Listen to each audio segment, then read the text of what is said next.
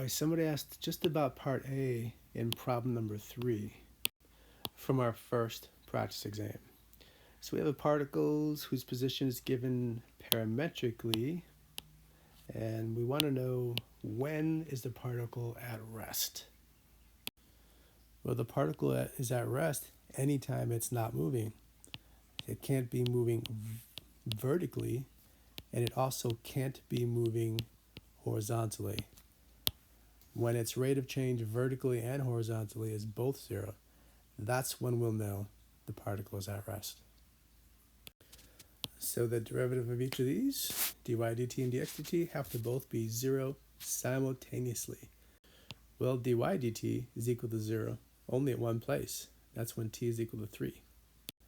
That's going to have to be our answer then, but let's go ahead and find when dx dt is 0. We're setting this equal to 0, so we'll factor out the 3, we'll factor this quadratic polynomial. And so it's not moving horizontally at time 1 and time t equals 3. Well, to be at rest, it can't be moving vertically either.